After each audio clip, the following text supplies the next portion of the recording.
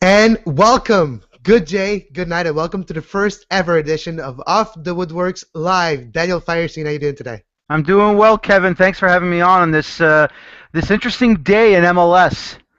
It is, right? A big Yep. trade out of Montreal and New York. Felipe Martin's been traded to the New York Red Bulls in return of Eric Alexander, Ambrosio Yongo, international spot, and some allocation money. You Uh, know, on top of it, Daniel, the Red Bulls received the top spot of allocation process. absolutely. Which means of one of two things. Obviously, they've been wanting to bring over Sasha Kleistin back to MLS and come over to play for the Red Bulls. At the same time, maybe if it's not Kleistin, it could be a bigger signing that they might want to bring over, maybe as an attack partner with Bradley Wright Phillips. Right now, we don't know what the situation is on that one, but losing a player like Ambrose Ayongo to see what he did last year Mhm. in the regular season. Of course, some great playoff moments as well against Sporting Kansas City coming off the bench. This kid was very versatile. He's still with Cameroon at the African Cup of Nations tournament. He's been terrorizing both the left back side, the right back side, the right wing in the midfield. This kid has great pace. He has great football sense, if you want to say it, soccer sense Mhm. on the field. He knows when to cross. He knows when to attack. He knows when to defend. This kid, a great find for the Red Bulls last year with Mike Petke as the manager at the time. But obviously, it's uh, it's one of those things where look, you got to give up something to get something. And even though they got top allocation on the allocation order, Eric Alexander was also a solid midfielder. He played in that 4-2-3-1 setup, and they had him with Dax McCarty as a defensive mid. He can go forward whenever he wants, but still, you got to give up something to get something. And right now, while I think this is a good deal for Montreal, obviously you have a Cameroonian player that can speak French, obviously, but this is a good deal for both teams. It looks like. Well, obviously now for Montreal, they get a lot of that deal. And the first thought I had it was this seemed a little lopsided because Montreal gets allocation money with two established MLS player, with a young star, 23-year-old Oyongo, not dominated but established himself with a team that wasn't really easy. Took a veteran spot and held it, and the coach had to find a way to get him on the pitch throughout the rest of the season. And that's impressive for a 23-year-old in a league where usually when you're 23, you're struggling to get some playing time with your first team. And Ayongo did that, and now he's going to start with a almost totally francophone backline. Could happen, and that could be really interesting going forward with Montreal too. With the addition of Sumare and Sima, it could be very interesting. But it's almost we heard rumblings in the last couple of weeks. I'll be Mm-hmm. honest about Felipe. It's New York that initiated the trade with the Montreal Impact. They really wanted Felipe, and I think Jesse March has a lot to do with that. Absolutely, and with Jesse Marsh being the first head coach in MLS for the Impact, that he wanted some players in Montreal. I mean, obviously, why wouldn't he want to have Felipe back over? Why wouldn't Felipe want to be back with Jesse Marsh? Because Jesse Marsh was probably the man that brought him over from Brazil to be a part of that Montreal Impact team. And you know what? We're gonna see what he can do now. I mean, now he's got a lot of intangibles now in midfield. We still have Peggy Luyandula, Mhm. still have Lloyd Sam. Will Jesse Marsh go back to a 4-4-2? I think that's what we're going to see here now. There's also some rumors going around that the Red Bulls are still trying to get a center back because they let Olave go back to Real Salt Lake. So the rumors I've been hearing, a French center back in Zubar. Okay. I forget his first name at the moment, but if you contact those guys over at French Football Weekly, Jonathan Johnson and Andrew Gibney, they'll let you know what's going on. It's been going around anyway, but that's interesting to see. Ibrahim Sakaya looks like he's been resigned. They've resigned Frenchman center back Damien Peronel back with the club after they let him go, so probably came back at a lower price. So at the moment, maybe defense seems to be okay now with the center backs being signed. Midfield is always looking to be solid as well for the Red Bulls. Up top, it all depends on who is going to be up top with Bradley Wright Phillips, because there are rumors going around that Tim Cahill found a way to get out of his last year And go on to his Middle Red East, Bull yeah. contract to go play for some club in the United Arab Emirates, Al Wanda or Al Wandi, I think it's called. I'm not Yeah. sure. I don't want to butcher the name, but If we're looking at probably, I think is the most underrated player in that trade, the most overlooked player in that trade, Eric Alexander. I've been looking at his stats the last couple of years, and if we're looking since 2010, he played an average of 34 games per season. That's consistent. Might have been with three different clubs, but he still played 34 games average.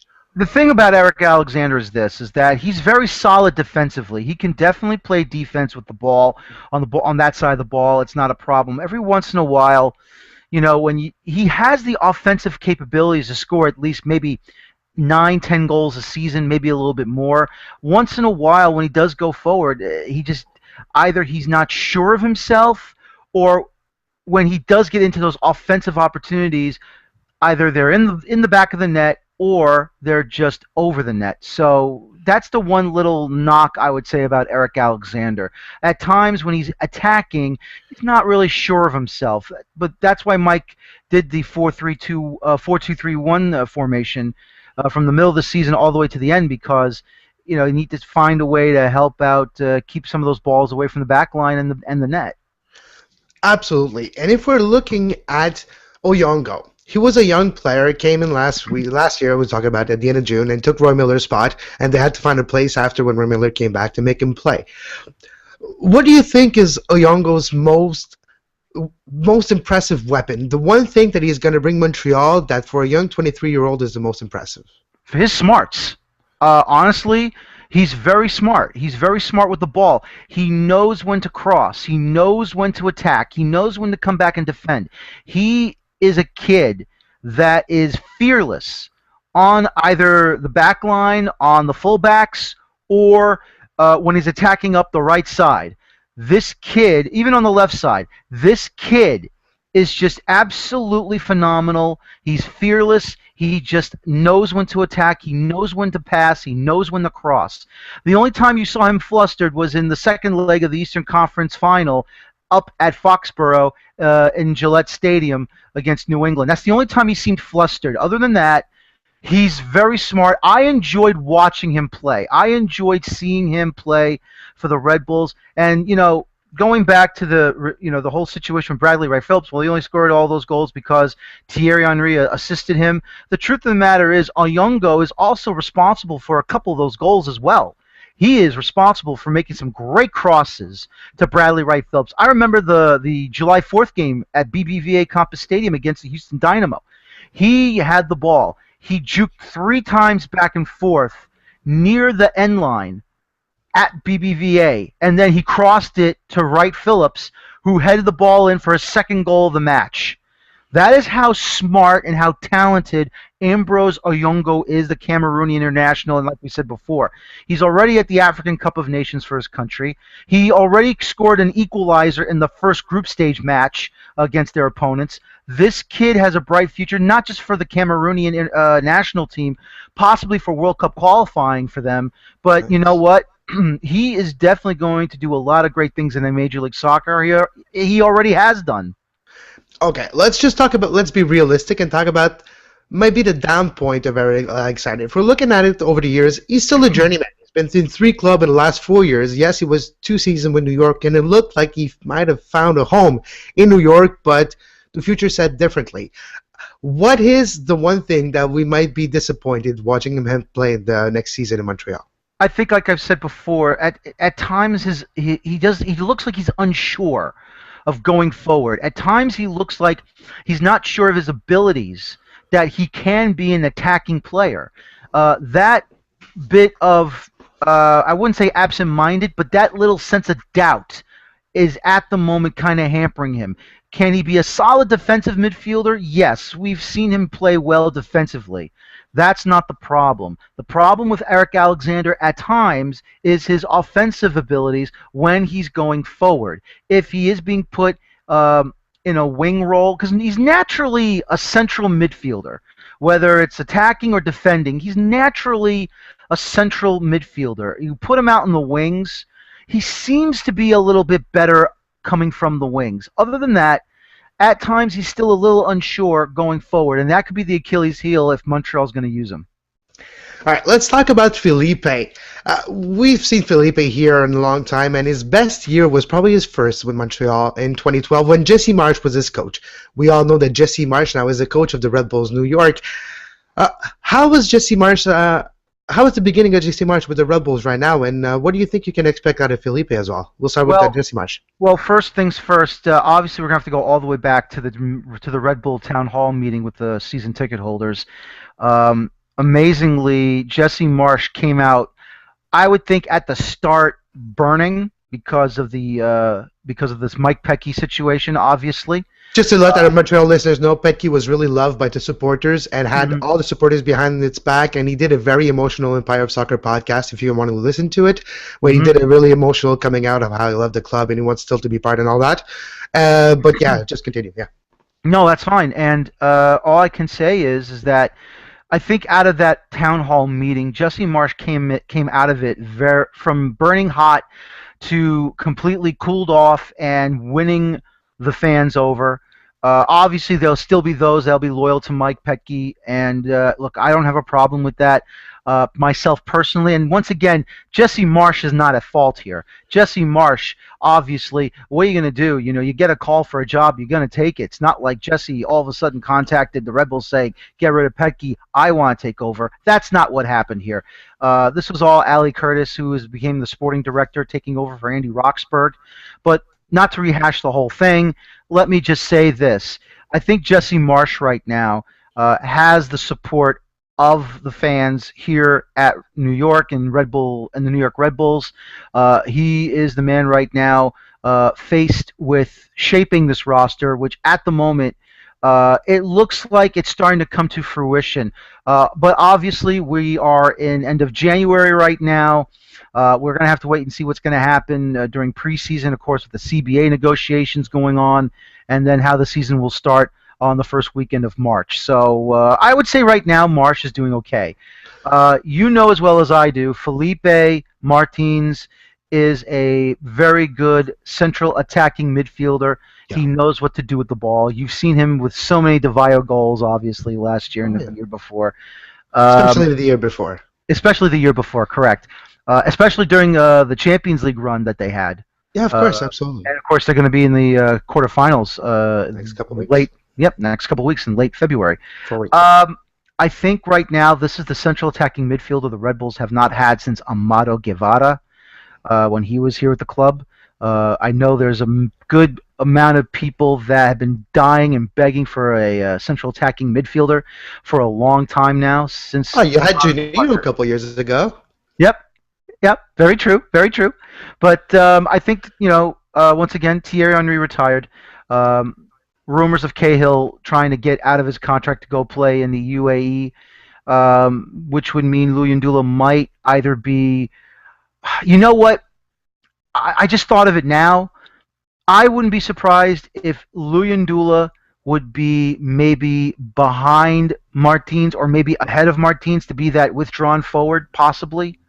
And then you have Bradley Wright Phillips more up top, and then you could have Martins playing a little pinball with Luyendula and Bradley Wright Phillips. So this could be a deadly middle in the field for an attacking combination.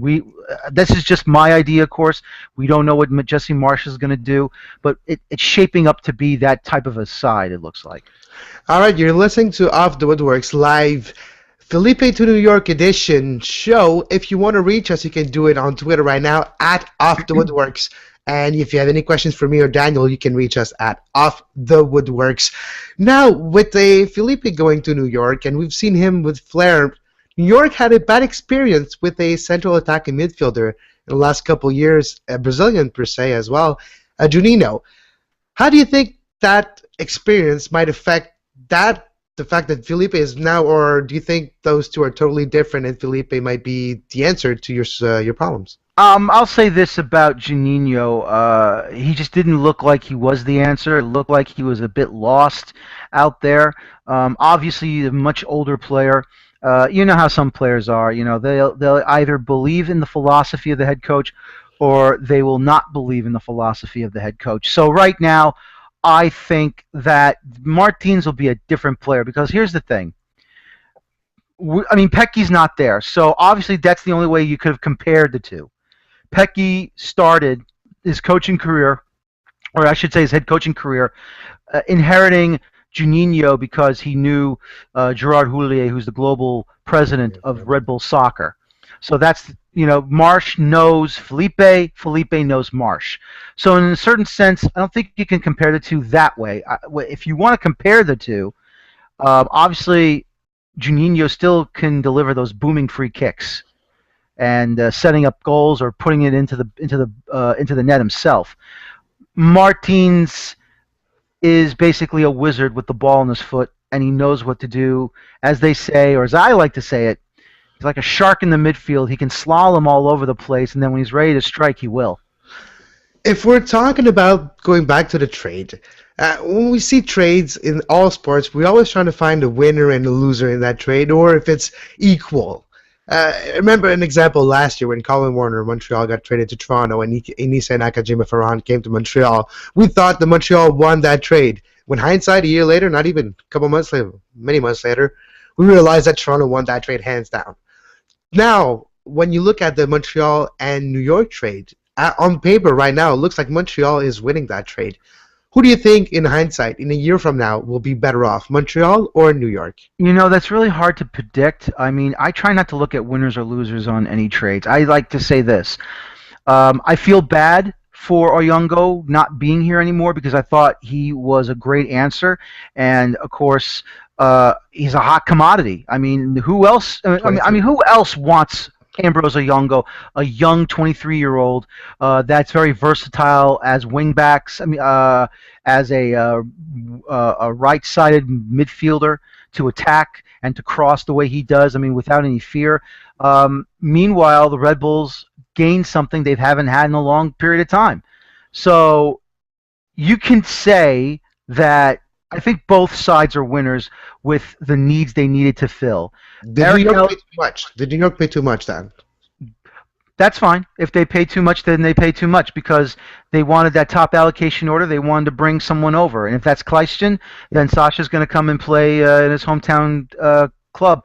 And that's the big question, isn't it? It's going to be who's going to be brought over with the top allocation spot and the money. If they paid too much, then you know what? They'll say it was worth the money to pay for it. But then again, we don't know what's going to happen. Right now, I do agree with you that Oyongo and Montreal are the winners in this deal. But we'll have to wait and see if there's going to be a season.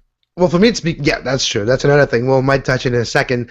But it's the Eric Alexander on top of the allocation money, on top of international spot, on top of Oyongo. That seems a lot for just Felipe for me. If you're looking at the Felipe of the last year and a half or last 2 years, if you're taking the Felipe of 2012, it might be a decent deal. That's just depending what the return is going to be on Felipe's part in New York. If Jesse Marsh can get that spark that he gave Felipe in 2012 back for the Red Bulls, it could really bite Montreal back in the ass in the long run. Well, it depends what's going to happen with the way Felipe gels with New York. And the fact that a trade's been made at the beginning of the training camp instead of at the end of the training camp, that might be beneficial for both clubs because Oyongo is going to get a chance to agree with Sima and with Soumaré and with Lefebvre and any other Frenchman that could French-speaking defender that could be with Montreal Impact. And that's what it looks like. And I'm happy in a way because they're finally using the one thing to differentiate the Montreal Impact from the other 19 clubs in MLS is that they have a French city. They can attract those French-speaking players better. And if that can be a small advantage on the pitch as they can communicate a little bit better between them secretly because the other guys don't understand them, we'll take any single advantage we can get. We finished last in the league. We need whatever we can, so I'm happy with that. But don't forget, because Peggy Luyandula speaks French as well, and if he hears what they're saying, he'll just pass it along. Yeah, but he's going to be far. You know what I'm saying? It's just. I know what you're saying. I know. Yeah, it could be. Who knows if it can have an impact? No pun intended. But it could be something different. So that's going to be interesting. You're talking about if there's going to be a season, yes, because the CBA finishes at the end of the month. It's going to be interesting to see if there's going to be a lockout eventually. It's going to be a strike because the players did speak about the word strike in the last few days. If you're talking about the Players Association, if you want to listen to the Two Solitude Soccer podcast that just came out a couple of hours ago, we have a whole segment about the CBA and what can happen. But I'll ask you this, Daniel. Do you think that the coverage, because right now it's came on the low profile, the league doesn't talk about it at all. It's only the Players Association fighting to get some publication time to those uh, related news. Do you think the CBA is going to be ratified, or we're going to be a lockout or a strike before the beginning of the season? I talked to some sources of my own, and some are just saying that they just think this thing's going to get ratified. Personally, this whole outburst just got started like maybe a week or two ago, and right now maybe that's a game changer because the players are talking and the league is not saying a word. Meaning either the players have a trick up their sleeves, or maybe the league is confident enough that a deal is going to get reached. Personally, I don't know. I want to wait till I officially hear we got a deal from both sides, or if one side is going to either strike or lock out. Right now, we got a game changer on our hands, Kevin, and I understand what the players want. The players want what every other professional athlete is able to get, whether it's in the United States, Canada, Well, not North even, they're not America. even asking that much. They're asking for the people who don't know. They're asking for a free agency. Yes, What I'm exactly. what I'm envisioning them, it's not even free agency. If you're talking about the Zavaleta case that just signed with Toronto, he's a good Hmm. example that we talked to Sawtooth's podcast. It's him. His team didn't want him anymore. He used to be a Generation Adidas player. They don't want to pay Yep. that much, and he's just stuck not playing if he doesn't get into an agreement with the team at a lower cost. So there's could be a way that the new CBA, the next one, if your team doesn't want to pay you that much, they can release you and you can negotiate your own terms with another team. Because who knows, you might not want to play for Toronto for 30,000, but you might want to play for Seattle. Who knows, you might be from there, and you might want to play for that team for that amount of money because No, that's I agree with you. I that do could be an agree. option, right? No, I do agree. I'm not saying I don't want free agency for the players. I would like for them to have free agency. I'm just saying that they're just screaming for the same thing that every other professional athlete, hockey, What I'm saying is baseball. you're asking for even less than what the baseball and hockey and Oh, no, football no, no, get. no! I Yeah. understand what you're saying. No, no, no! I understand what you're saying, and I'm not disagreeing with you on that. I'm Yeah. just telling you that the free when you are not playing for a team or a team doesn't want you anymore, and they want to be a free agent, meaning that that team no longer has your rights. Yes, because That's what yeah, I'm talking about. Because in the single entity structure, even if they let you go, they still hold your rights, an yes, MLS club. And that's what I'm trying to explain is that that's what they want. They want total free agency. If you're going to, let's just say for the heck of it, let's just say for the heck of it, Zardes decides to go to LA. Let me go. I don't want to be here anymore. That means you let me go. You take away. You don't hold my rights anymore, and I'm going to go and sign for a club that either wants me or I want them, and then we'll negotiate. That's all I'm saying. yep. I'm not saying like they're going to get like a multi-million-dollar contract. I'm just saying that MLS players want what every other player that plays this sport or here in Well, North America, hockey, baseball, basketball, the NFL, the CFL, they want to be a free agent. They don't want you to hold their rights just so you can get a trade with another club and take whatever liberties you want with your fellow MLS club. That's all I'm saying. I mean, that's what the players want. And all I'm saying is it would be nice if they got it, but we'll see what happens. exactly. I just there's such a different type of skill that the Players Association have in the MLS compared to the other top sport in North America. Hmm. The amount of money between the two sides, not the money they're asking, between the money that they have to bring to the negotiating table, which means the power they have in their statements on the negotiating table. You don't have a lot of money behind you, your words can only mean so much. If you want to strike, yeah, you just started your training camp, and majority of the MLS players don't make millions at all. They barely make 100,000. The average is below that, so they can't really get prepared that much to strike for years and years compared to other league. That could be the case, and that's why I'm afraid a lockout could be decreed a couple weeks from now because beginning at a training camp, it's still time to lock out the players without having time to get ready for it, and it's a bargaining chip that they don't have to bring to the table eventually. And that could be really important in those negotiations because the league has two new franchises coming into effect this year, and they don't want to have a work stoppage because that would really look bad for those two teams and the market of those two teams. So the league will do anything they can to have the most bargaining chip at that poker table. Well, I'll say this. I think Orlando has basically more to lose than New York City FC because New York Yep. City FC is they are a minor league side to Manchester City. That's the truth. You Yeah, we saw saw what that happened. there. You saw what happened with the Frank Lampard situation. That was a complete fiasco. It was a disaster, and I mean that's the truth. That's the truth, Yeah, really. yeah. I mean Orlando, since banging their drums and making a lot of noise down in Central Florida that they wanted to be in Major League Soccer. The league didn't take them seriously, so Orlando City forced them to take them seriously, and look at where they are now. And they would be the bigger ones to lose than Manchester City's AAA team in the Bronx. Absolutely. All right, let's go back to the trade for the final thought of this live show here of the Woodworkx, number 80 on live on YouTube here, Google Plus as well, and you will be able to listen to this show on all the podcast platform where Off the Woodworkx is usually available, Stitcher included. Daniel, what's your final thought about that trade that happened today? Well, once again, I think both sides have won. In Oyongo and Martins, obviously, Montreal will get another French-speaking player to join their ranks. He will be a solid young attacking player, whether it's the fullbacks or on the right wing side of the midfield.